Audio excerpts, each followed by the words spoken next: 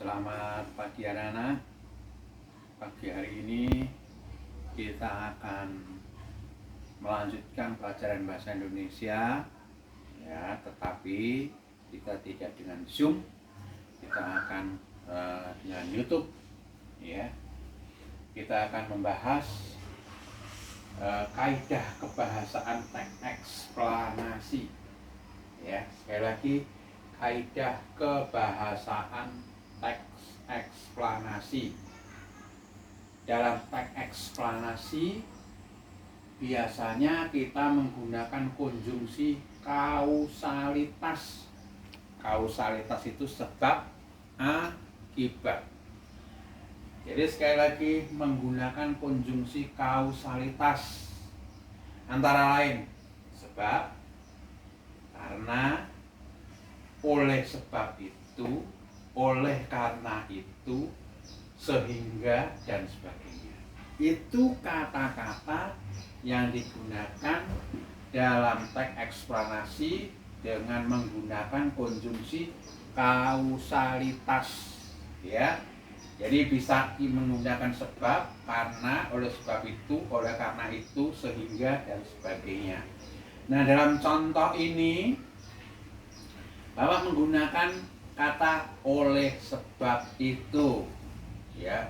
Kalau sebab, karena itu biasa kita gunakan, dan itu biasanya sangat mudah untuk menggunakan kata-kata itu.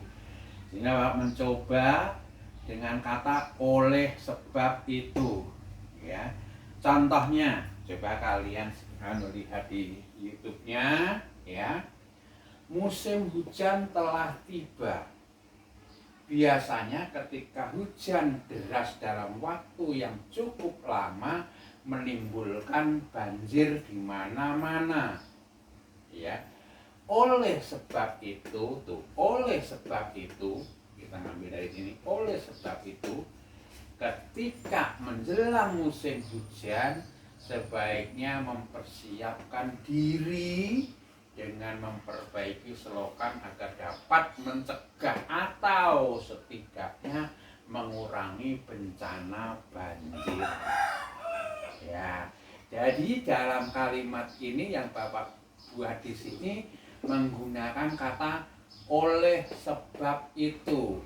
Jadi menggunakan konjungsi kausalitas oleh sebab itu. Ya, Bapak ulangi. Musim hujan telah tiba. Biasanya ketika hujan deras dalam waktu yang cukup lama menimbulkan banjir di mana-mana. Oleh sebab itu, ya, garis bawah ini, oleh sebab itu, ketika menjelang musim hujan sebaiknya mempersiapkan diri dengan memperbaiki selokan agar dapat mencegah atau setidaknya mengurangi bencana banjir. Itu ketika kita menggunakan konjungsi kausalitas. Bagaimana Pak kalau kita menggunakan sebab atau karena? Boleh ya, tapi Bapak mencoba untuk yang ya, kalau ini sih kelas 3, kelas 4 ya, biasanya menggunakan itu bisa. Nah, tapi ini yang kalimatnya itu paling tidak itu satu paragraf gitu ya. Jadi terdiri dari beberapa kalimat yang ada hubungannya masih ya. Ya, yang ada hubungannya. Itu contoh yang pertama ya. Terus contoh yang kedua ya. Nah, biasanya menggunakan konjungsi kronologis, hubungan waktu ya. Hubungan waktu ya, yang digunakan misalnya kata seperti, kemudian, lalu. Wah, lalu ini nih anak-anak kalau disuruh menceritakan lalu tidak ada kata lain aja ya. Lalu ya, setelah itu, pada akhirnya. Itu menggunakan konjungsi kronologis ya. Nah, di dalam contoh ini Bapak menggunakan kata pada akhirnya ya. Bapak menggunakan kata pada akhirnya. Kenapa? Supaya ya kita mencari yang agak kalimatnya agak panjang, ya paling tidak itu terdiri dari ya sekurang-kurangnya terdiri dari 2 kalimat atau 3 kalimat ya. Tuh, ya. Jadi dalam konjungsi kronologis itu hubungan waktu ya, dengan menggunakan kata-kata ini seperti, kemudian, lalu, setelah itu, pada akhirnya, dan lain sebagainya.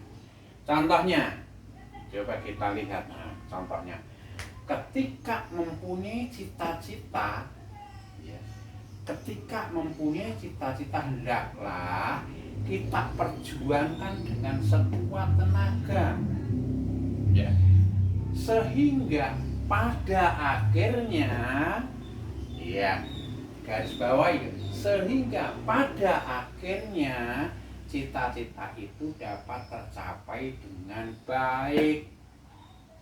Loh, ini kronologis hubungan waktunya mana Pak? Ya, pertama kan mempunyai cita-cita dulu. Kalau sudah mempunyai cita-cita diusahakan. Kalau sudah diusahakan sedemikian rupa, akhirnya akan tercapai cita. Itu kan hubungan waktu, kronologis. Jadi cita-cita dulu, lalu diperjuangkan, lalu keberhasilan. Itu kronologis. Jadi kronologis itu hubungan waktu, urut-urutan waktu. Jadi kalau seperti anak-anak kalau bercerita itu kronologisnya harus berurutan. Jadi jangan mencelok sana mencelok sini, urut-urutannya. Misalnya begini. Kalau kamu pergi ke Bandung, ya, jangan saya pagi-pagi sudah berangkat. Setibanya di Bandung. Lah kok setibanya di Bandung kamu itu ke Bandung naik apa? Lewat mana? Atau kalau naik mobil sendiri berangkatnya jam berapa? Ya.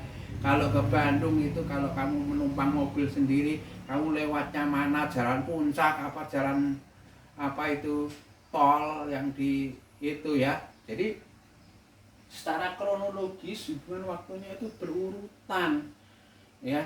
Jangan kalau anak-anak bercerita itu kemana ya, mana dulu balik lagi ke sana terus, itu kurang bagus. Jadi konjungsi kronologisnya atau hubungan waktunya itu kurang tepat. Jadi segala sesuatu itu harus berurutan, secara urut ya, secara berurutan.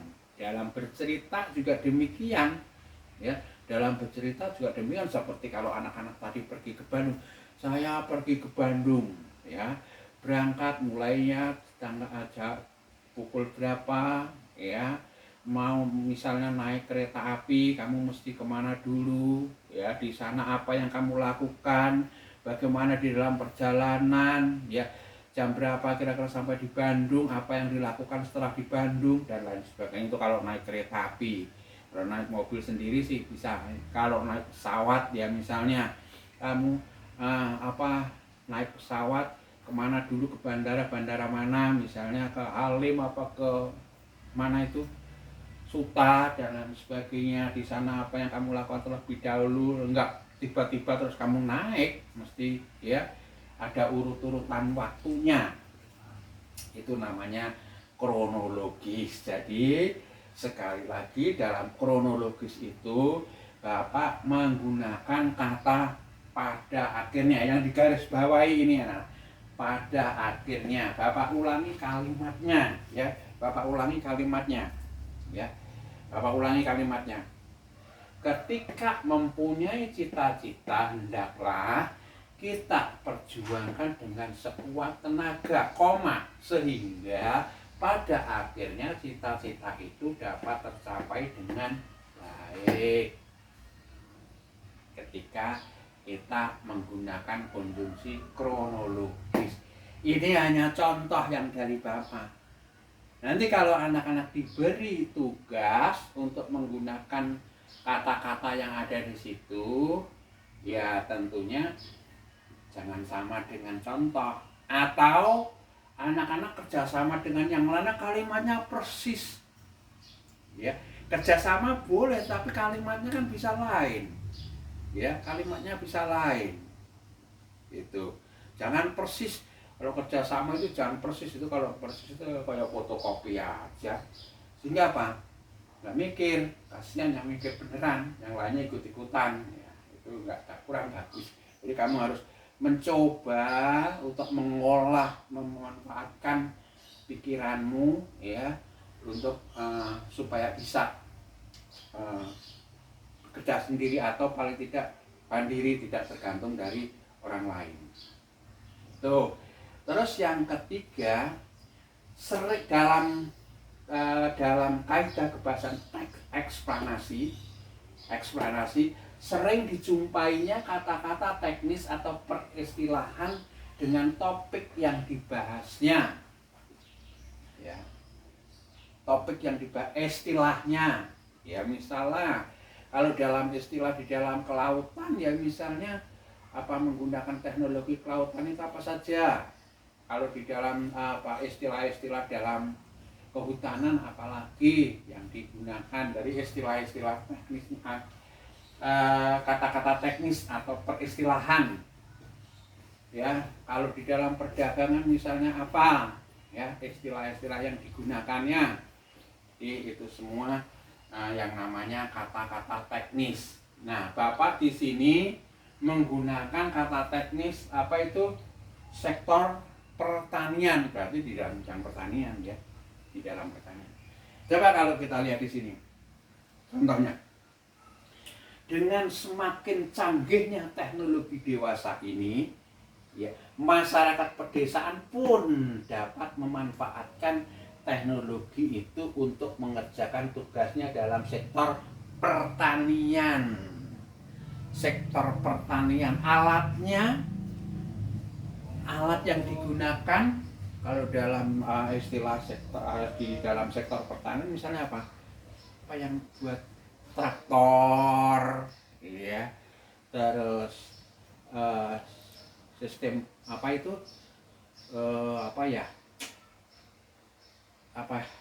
pertanian misalnya menambah lahan itu apa, intensifikasi ya, dan lain sebagainya. Kalau di dalam kehutanan misalnya reboisasi ya, dalam istilah-istilah perekonomian misalnya produk atau produktivitas dan lain sebagainya. Itu istilah-istilah di dalam teknis, kata-kata teknis. Jadi sekali lagi, di dalam teks eksplanasi ya, banyak digunakan atau sering menggunakan konjungsi kausalitas dengan ini, konjungsi kronologis seperti kemudian dan lain sebagainya, dan kata-kata teknis atau peristilahan. Kalau kita kembali kepada teks eksplanasi, kan yang menginformasikan apa teks eksplanasi? Ada yang ingat nggak?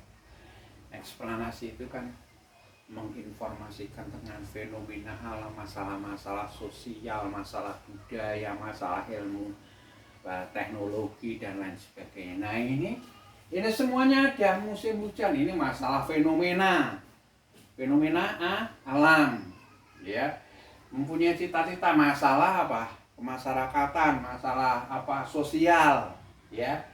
Terus ini semakin canggihnya, ini masalah-masalah yang berkenaan dengan teknologi, ya. Jadi itulah yang namanya teks eksplanasi, ya. Jadi sekali lagi bahwa dalam teks eksplanasi itu banyak digunakan istilah-istilah ini, banyak digunakan konjungsi-konjungsi atau istilah kata teknisnya ini. Kalau di bukumu ada juga, di sana kalian bisa membuat atau membaca buku yang ada di sana, yaitu tentang kaidah kebahasaan teks eksplanasi. Kamu cari Bapak tidak bawa bukunya jadi rupa pada halaman berapa, tapi ada ya. Walaupun memang di buku itu contohnya nggak sama dengan yang di sini ya. Ini contoh-contoh yang Bapak buat sendiri. Jadi jangan persis menurut di bukunya atau menurut contohnya, tapi anak-anak mencoba untuk membuat contoh-contohnya. Nah, itu ada di dalam tugas. Habis ini nanti Bapak akan memberikan tugas ya sesuai dengan apa yang kita bahas saat ini. Nah, jadi ini tolong kamu lihat, kamu simak, jangan kalian nggak menyimak, nggak melihat, ya sudah dikirim YouTube-nya, Bapak lihat, Bapak ngerti dari situ, sudah ditonton berapa orang, berarti kalau nggak banyak yang nonton, oh banyak yang nggak melihat di situ. Jadi percuma, jangan hanya tugasnya aja. Tugas kalau tidak ada apa informasi yang disampaikan itu kadang-kadang ya kadang-kadang kita nggak ngerti ya, kita mesti ada informasinya dulu yang ada di sana, keterangan dari Pak Guru. Itu anak-anak pada pagi hari ini yang Bapak bisa sampaikan, dan akhirnya hari ini anak-anak akan mendapat tugas untuk dikerjakan. Terima kasih.